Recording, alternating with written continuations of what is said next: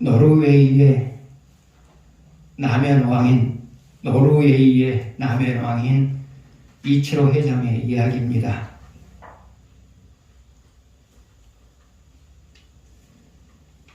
이 사람은 노르웨이의 교과서에도 그 성공담이 실려 있습니다. 그리고 2004년도에는 노르웨이 국왕으로부터 이민자 최초로 자랑스러운 노르웨이인으로 선정되어서 국왕으로부터 상을 받은 사람이기도 합니다. 어렸을 때 미군 부대에서 심부름하면서 살았습니다. 그리고 심부름뿐만 아니라 시킨 일뿐만 아니라 시키지 않는 일까지도 해냄으로 인하여서 미군들에게 인정을 받고 미군 부대 내에서 여러 가지 일들을 하면서 살았습니다. 그런데 6.25 때 폭탄의 파편을 맞아가지고 중상을 입었습니다.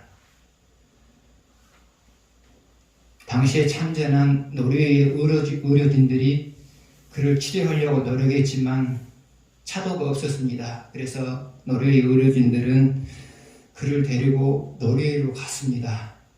그곳에서 43번의 수술 끝에 이제 완치가 되었습니다. 그리고 그는 그곳에서 살아남기 위해서 여러 가지 일들을 많이 했습니다. 한 번은 식당의 점호원으로서 식당에서 청소하는 일을 맡았습니다. 그런데 하도 열심히 하니까 요리사들이 감동을 받아가지고 그를 요리 학원에 보내줬습니다. 그리고 이제 요리 학원을 다니면서 한 이제 음식점에 이제 견습을 가게 되었는데요. 견습을 간 동료들과는 다른 행동을 보였습니다. 견습을 간 동료들과 함께 감자를 깎는 그런 일이 있었습니다. 동료들은 감자를 딱 깎은 다음에 찬물에다가 담가 놓으면 그것으로 끝이었습니다. 그러나 이철 회장은 달랐습니다.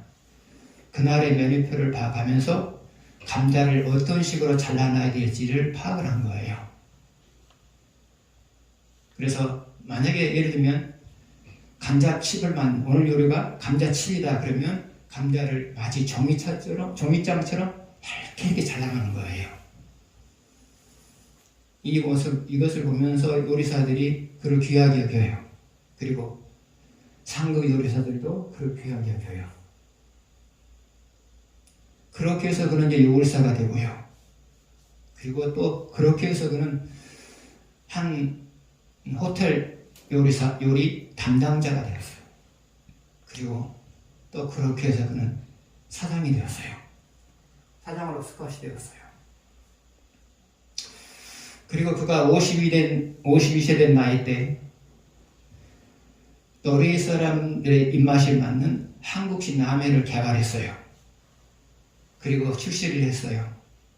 그리고 나서 노르웨이 라멘 시장의 78%를 점유를 했어요.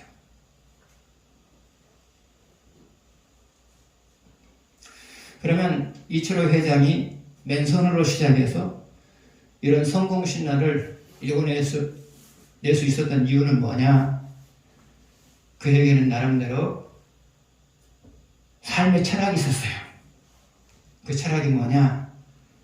하나를 하더라도 제대로 하자. 하나를 하더라도 제대로 하자. 무엇이 맡겨지든 간에 항상 그런 생각을 가지고 일을 했어요. 하나를 하더라도 제대로 하자.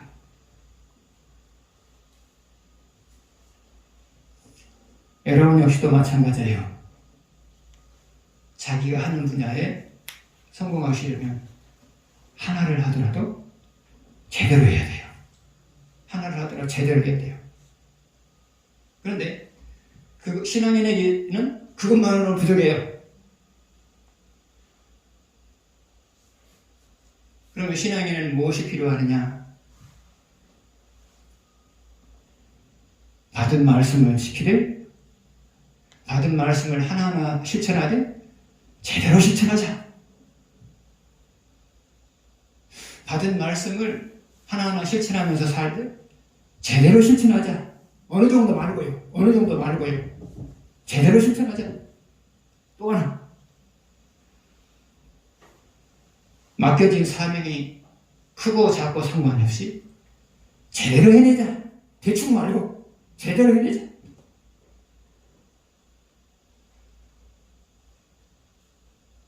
하나님은 제대로 해내는 사람을 주목하거든요. 말씀 실천이든지 사명 감당이든지 제대로 해낸 사람들을 주목하거든요. 그래서 여러분, 성공적인 인생을 사시려면 하는 일에 대해서 제대로 하시고요. 하나님과 관련된 일에 대해서도 제대로 하십시오. 이 두 가지만 있으면 누구든지 성공해요.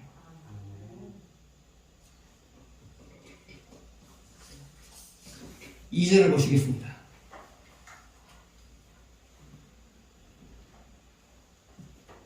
같이 읽겠습니다. 주의 의로 나를 만지시며 나를 풀어주시며 주의 길을 내게 기울이사 나를 구원하소서. 2절 앞부분을 보게 되면 주의 의로 나를 건지시며 그랬어요. 주의 의로 나를 건지시며 그랬어요.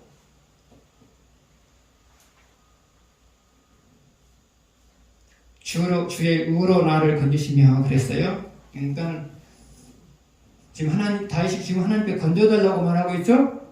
건져달라고 말한 이유가 뭘까요? 스스로 해결할 수 없는 고민거리가 있으니까 그 고민거리를 해결해달라는 거죠. 주의 의로 나를 건져주시며 건져달라고 말하고 있어요. 왜 건져달라고 말해요? 스스로 해결할 수 없는 인생의 문제를 만났어요. 그러니까 해결해 주세요. 그 말이거든요. 그런데 해결해 주세요, 건져 주세요, 그럼 됐잖아요. 건져 주세요, 그럼 됐잖아요. 근데 그 앞에 뭐가 붙어 있어요? 주의 의로, 그래서 주의 의로라는 말이 나와요. 그럼 여기서 주의 의라고 하는 것은 뭐냐? 하나님의 오르심이에요. 하나님의 오르심이요. 하나님의 오르심으로 인하여서 내 문제를 해결해 주십시오 말이에요. 하나님의 오르심이에요. 그럼 여기서 하나님의 오르심이라고 하는 것은 뭐냐? 하나님의 오르심이라고 하는 것은 뭐냐? 하나님이 하신 말씀에 대해서는 반드시 책임지는 모습, 이게 바로 하나님의 오르심이에요. 하나님이 하신 말씀에 대해서는 반드시 책임지는 모습, 이것이 바로 하나님의 오르심이에요. 만약에 말해놓고 실천을 그대로 안 하면 하나님의 오르심이 아니죠? 그러니까 자기가 하는 말에 대해서 책임지는 모습, 이것이 바로 하나님의 오르심이에요.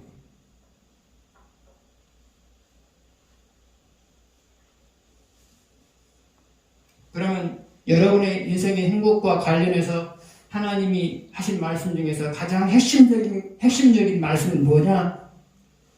여러분이 받은 말씀대로 살아가게 되면 여러분의 인생을 책임져 주시겠다는 말씀이에요.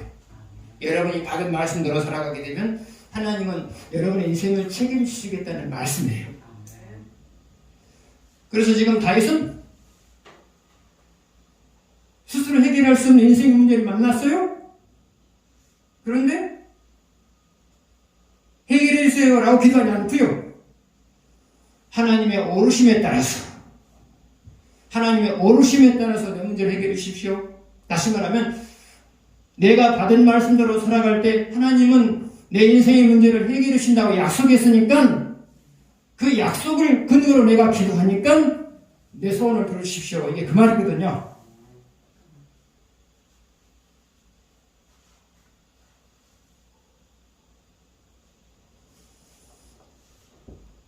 여러분 역시도 마찬가지예요. 기도할 때 하나님 해결해 주세요 라고 기도하는 것도 소중해요. 근데 더 중요한 것은 뭐냐?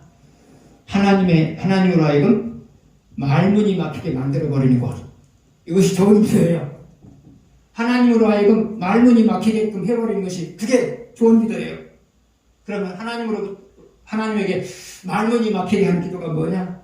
하나님, 내가 받은 말씀대로 살았으니까 하나님이 약속하신 대로 내 인생의 문제를 해결해 주십시오. 이렇게 기도한단 말이죠.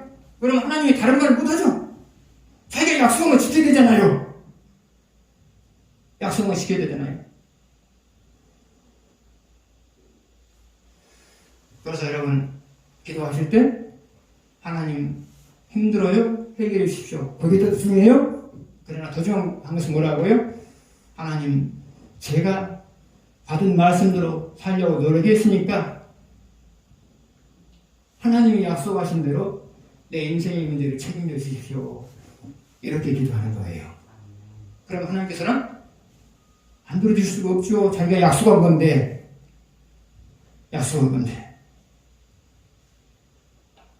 그래서 여러분 기도할 때 여러분이 점검해야 될 것이 있어요. 그것은 뭐냐? 내가 지금 받은 말씀대로 살고 있느냐 살고 있지 않느냐를 점검하는 거예요. 그래서 점검한 다음에 받은 말씀대로 살고 있으면 하나님 약속하신 대로 내 인생의 문제를 해결해 주십시오 라고 기도하는 거고요. 점검한 다음에 말씀을 놓치고 사는 부분이 있은 부분이 떠오르면 회개한 다음에 하나님께 기도하는 거예요. 하나님, 내가 지금 하나님과 바른 관계를 형성했으니까 약속한 대로 내 문제를 해결해 주십시오. 이렇게 기도하는 거예요, 여러분.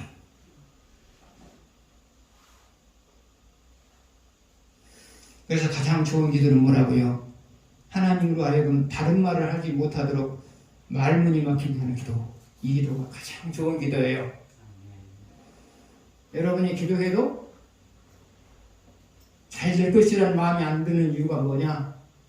여러분이 기도를 해도 잘 될 것 같은 생각이 안 드는 이유가 뭐냐? 그 중에 하나가 받은 말씀대로 살지 않는 것이 받은 말씀대로 살지 않는 부분이 있기 때문에 여러분에게 확신이 안 생기는 거예요.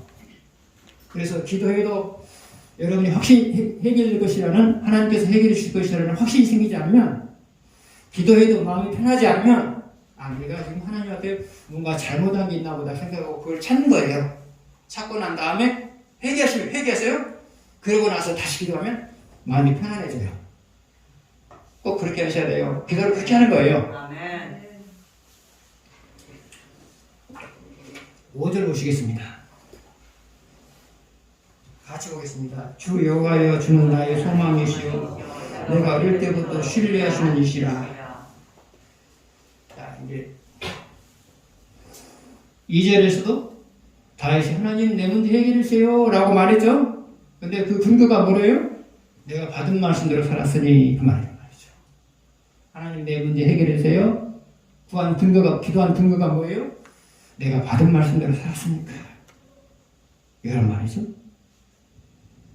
근데 5절 역시도 기도의 근거가 무엇인가, 사람이 기도하는 근거가 무엇인가, 그것에 대해서 말하고 있거든요.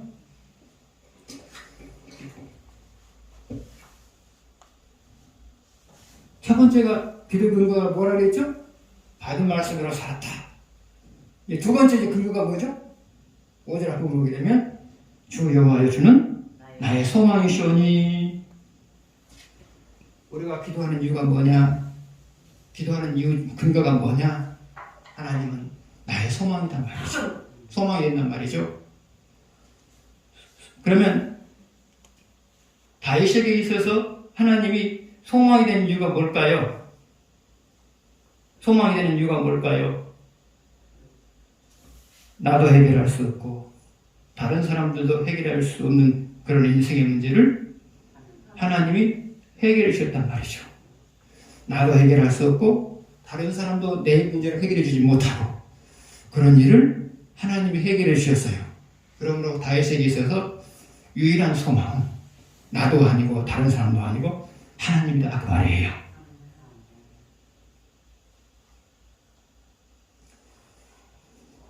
다윗은 13년 동안 살아남기 위해서 도망자로서의 삶을 살았어요. 때로는 사울에게 포위가 돼가지고 이제 곧 죽을 것 같은 그런 상황도 있었고요. 또 예후로 망명했을 때도 잘못하면 죽임당할 수 있는 상황들이 주어졌어요. 그때 다윗은 마음 졸이면서 하나님께 기도했죠. 나 좀 살려주세요. 마음 졸이면서 기도를 했죠. 그런데 하나님께서는 13년 동안 어떤 상황에 직면해서 어떤 위험스러운 상황 속에서도 다윗을 보호해 주었어요. 그러면서 다윗이 내린 결론이 있어요. 나도 내 인생에 대한 소망은 나도 아니고 다른 사람도 아니고 하나님이시다. 그런 결론을 내린 거죠. 그런 결론을 내린 거죠. 하나님은 여러분에게 있어서도 소망이세요. 왜요? 내가 해결하지 못하고 다른 사람이 해결해 주지 못한 그 일들을 하나님은 해결해 주실 수 있거든요. 그동안에 그랬고요. 앞으로도 하나님이 그러실 거거든요. 그래서 여러분 소망이 없어도 하나님으로 인해서 소망하십시오. 하나님으로 인해서. 세 번째로 다윗이 기도하는 근거가 뭐냐? 5절 뒷부분에 나와 있어요. 내가 어릴 때부터 신뢰하는 이시라. 내가 어릴 때부터 신뢰하는 이시라. 다윗은 하나님을 신뢰했어요. 어릴 때부터 신뢰했어요. 그러다 보니까 어려운 문제가 오면 그분이 해결해 줄 것이 믿어져요. 해결해 줄 것이 믿어져요. 그래서 하나님을 신뢰한다고 하는 것은 죄예요. 왜요? 하나님을 신뢰하는 사람들은 어떤 상황이 와도 요동하지 않거든요. 고민하지 않거든요. 어떤 상황이 와도 희망을 갖거든요. 그래서 하나님을 신뢰한다고 하는 것은 귀한 거예요. 그런데 다윗은 언제부터 하나님을 신뢰했다고요? 어릴 때부터요. 어릴 때부터요. 그러면 다윗이 어릴 때부터 하나님을 신뢰한 이유가 뭐냐? 다윗은 어렸을 때 양을 쳤어요. 양을 쳤어요? 근데 양 주변에는 항상 맹수들이 기회를 노리고 있어요. 거기는 여우도 있고 늑대도 있고 성경에 나온 대로 곰도 있고 사자도 있어요. 근데 양떼들을 잘 먹이고 잘 지키려고 하는 늘 그런 마음을 갖고 다시 살아가고 있는데 어느 순간에는 곰이나 사자가 양을 물어간단 말이죠. 가만히 있을 수 없어요. 다급하니까 이제 맨손으로 싸웠단 말이죠. 싸우면서 무슨 기도를 했을까요? 하나님 나 살려주세요. 1차적으로 제가 좀 그런 기도 했을 것 같아요. 하나님 나 살려주세요. 두 번째로 이 양 싸우는 거 이기게 해주세요. 그렇게 기도하지 않았겠어요? 그런데 싸울 때마다 살았고요. 싸울 때마다 이겼어요. 다윗은 그런 일들이 반복되면서 무슨 생각을 했을까요? 하나님은 내 인생의 문제를 해결해 주실 수 있는 분이다. 다시 말하면 하나님은 신뢰할 만한 분이다. 신뢰할 만한 분이다. 그런 생각을 가졌겠죠.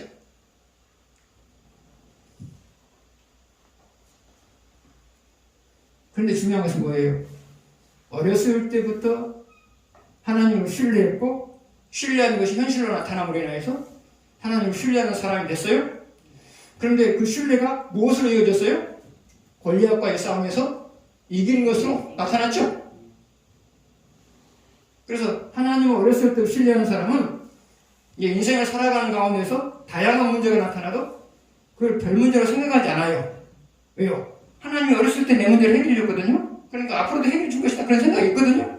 그러니까 다윗처럼 골리앗이 나타나도 당황하지 않고 싸워서 이기는 거죠. 그러면 여러분이 하나님을 신뢰하려면 어떻게 되느냐? 첫 번째로는 여러분이 스스로 해결할 수 있는 문제가 나타나도 기도하는 거예요. 여러분이 스스로 해결할 수 있는 문제가 나타나도 기도하는 거예요. 그러면 여러분이 스스로 해결할 수 있는데도 기도해야 되는 이유가 뭐냐? 여러분이 스스로 해결할 수 있는데 기도를 하게 되면 기도를 하게 되면 하나님이 이 일을 이룬 데 있어서 도왔던 것이 보여요. 하나님이 그 일을 이룬 데 있어서 하나님이 큰 일을 담당했다는 것이 보인단 말이죠. 그럼 여러분 마음속에 하나님은 믿을 만한 분이다, 그런 생각이 들죠. 그래서 여러분 스스로 해결할 수 있는 인생의 문제를 만나도 기도하는 거예요. 왜 기도해야 된다고요?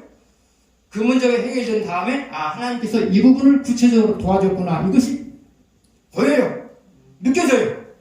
그럼 여러분이 하나님을 신뢰는 마음을 갖게 되죠. 두 번째로 여러분이 스스로 해결할 수 없는 인생의 문제를 만나도 기도하는 거예요. 그럼 하나님 해결해 준단 말이죠. 그러면 여러분의 마음속에 하나님은 신뢰할 만한 분이구나, 믿을 만한 분이구나, 그런 마음이 들죠. 그래서 하나님을 신뢰하는 믿음은 무엇을 크고 작은 사건을 만날 때마다 기도하는 사람들, 이런 사람들이 결국은 하나님을 신뢰하게 돼요. 하나님을 신뢰해야 되거든요. 신뢰하면 어떤 문제를 만나도 마음이 편안하고요. 신뢰하지 못하면 기도하면서도 마음이 안 편안해요. 그러니까 어렸을 때부터 자꾸 기도 시작을 하세요.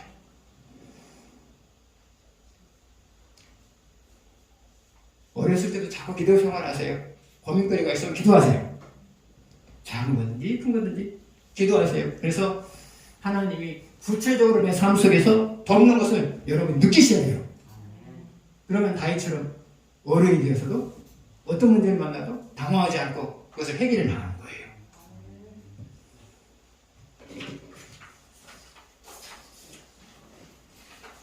구절을 보시겠습니다. 함께 읽겠습니다. 늙을 때에 나를 버리지 마시며 너 힘이 쇠약할 때 나를 떠나지 마소서. 구절 앞부분을 보게 되면 늙을 때에 나를 버리지 마시며, 늙을 때에 나를 버리지 마시며 그랬죠. 늙을 때에 나를 버리지 마시며, 이 말은 무엇을 의미할까요? 노후에도 인생을 잘 살 수 있도록 도와주십시오, 그 말이죠. 노후에도 인생을 잘 살아낼 수 있도록 도와주십시오, 그 말이죠.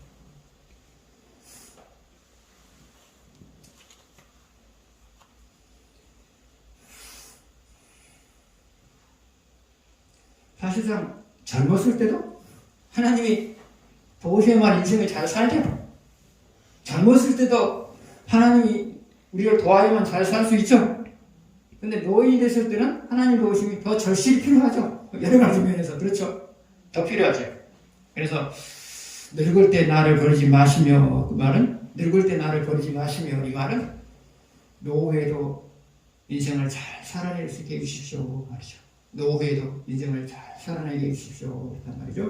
그 말이란 말이죠.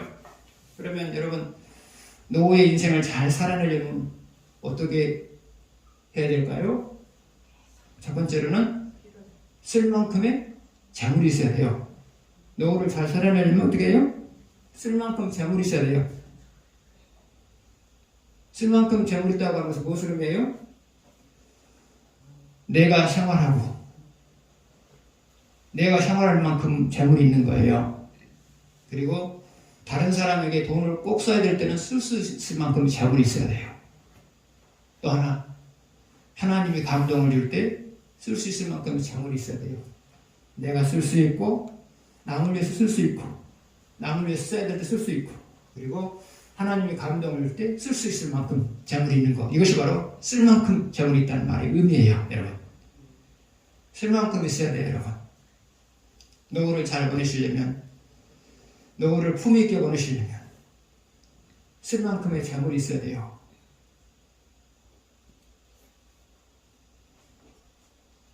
두 번째로 노후를 잘 보내기 위해서 있어야 될 것이 뭐냐? 그것은 그런대로 인생을 살아낼 만큼 건강이 있어야 돼요. 그런대로 인생을 살아낼 만큼 건강이 있어야 돼요.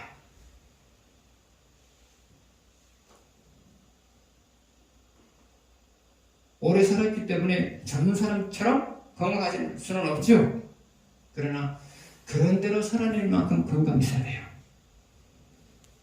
그래야 노후를 잘 보내는 거예요. 그리고 거기에다 곁들여서 정신이 맑아야 해요.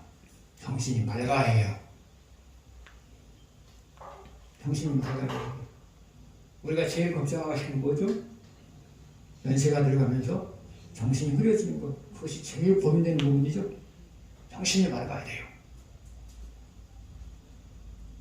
세 번째로 노후를 잘 보내기 위해서 있어야 될 것이 뭐냐? 그것은 자손들이 잘 돼야 돼요. 자손들이 잘 돼야 돼요. 자손들이 잘 되면 오래 사는 것이 복이지만 자손들이 잘 안 되면 오래 사는 것이 복이라고 말하기 어려워요. 보기 어려워요.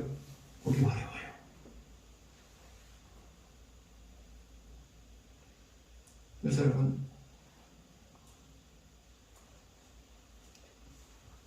지금 다시 기도하는 것도 바로 이럴 거예요. 늙을 때 나를 부르지 마십시오. 노후를 잘 보내게 해주십시오. 여기 표현한 것 같지 않지만 그러기 위해서 쓸 만큼 재물 있게 해주십시오. 그리고 그런 대로 인생을 살아낼 만큼 건강 있게 해주십시오. 그리고 내 후손들이 잘 되게 해주십시오.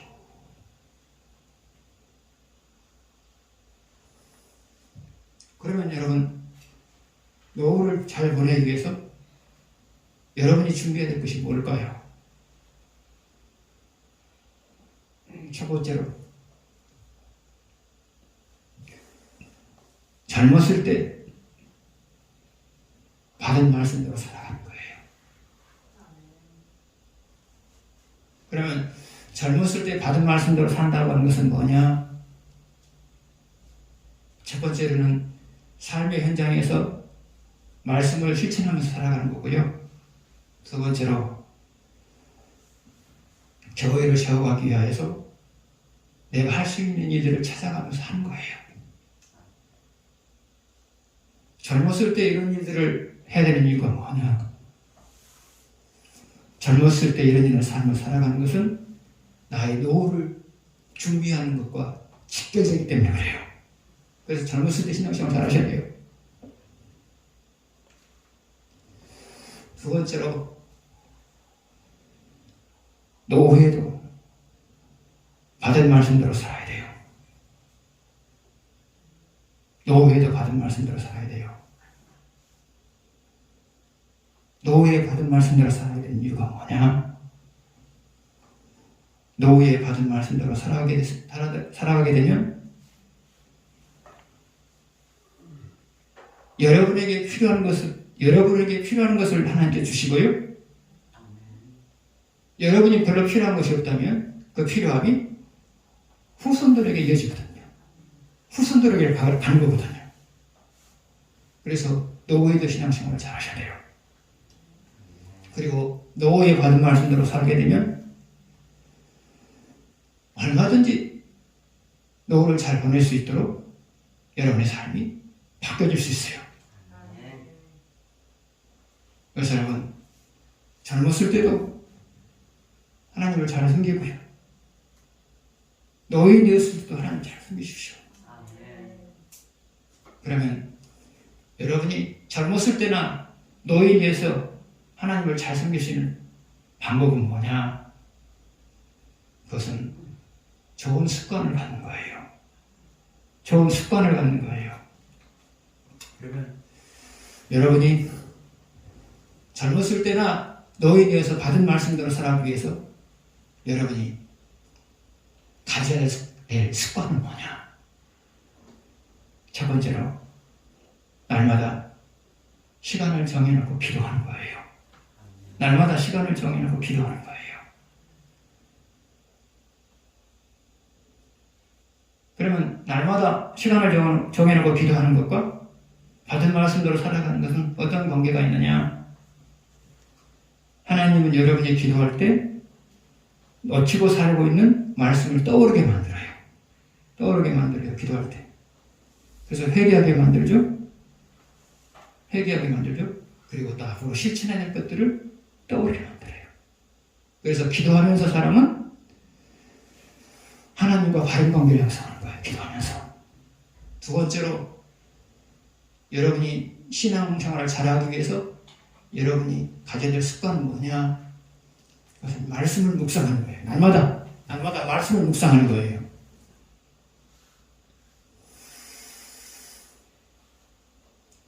여러분이 말씀을 묵상하고 있으면 하나님이 그 자리에 다가오세요. 그래서 회개할 것이 무엇인가를 가르치고 실천해야 될 것이 무엇인가를 가르쳐줘요. 그래서 날마다 규칙적으로 말씀을 묵상하는 사람들은 받은 말씀대로 살아가게 돼요. 세 번째로 여러분이 받은 말씀대로 살아가기 위해서 가져야 될 좋은 습관은 뭐냐? 그것은 봉사하는 거예요. 봉사요. 그러면 봉사하는 것과 받은 말씀대로 살아가는 것은 어떤 관계가 있느냐? 봉사하는 사람은 좋은 결과를 얻기 위해서 기도해요. 기도한단 말이죠. 좋은 결과를 얻기 위해서 기도한단 말이죠. 왜요? 하나님이 도와주셔야 좋은 결과가 나타나니까 기도해요. 또 하나, 좋은 결과를 얻기 위해서, 다시 말하면 하나님의 도우심을 얻기 위해서 하나님과 바른 관계를 형성해요. 그래서 봉사하는 사람들은 받은 말씀대로 살아가요. 그래서 여러분, 습관이 되어 있는 사람은 이 습관을 계속해서 가지고 살아가면 되는 것이고요. 이 습관이 안 되어 있는 사람은 오늘부터 그러세요. 오늘부터 이 습관을 가지십시오. 시간을 정해놓고 기도하세요. 시간을 정해놓고 기도하세요. 5분도 좋고 1분도 좋아요. 시간을 정해놓고 기도하세요. 두 번째로는 가장 말씀을 보기에 소원한 좋은 시간을 정해놓고 말씀을 보세요. 한 장을 보아도 좋고요. 두 장을 보아도 좋아요. 말씀을 보세요. 세 번째로는 교회 안에서 내가 할 일을 찾으세요. 찾으면 있고요. 안 찾으면 없어요. 찾으면 있고요. 안 찾으면 없어요.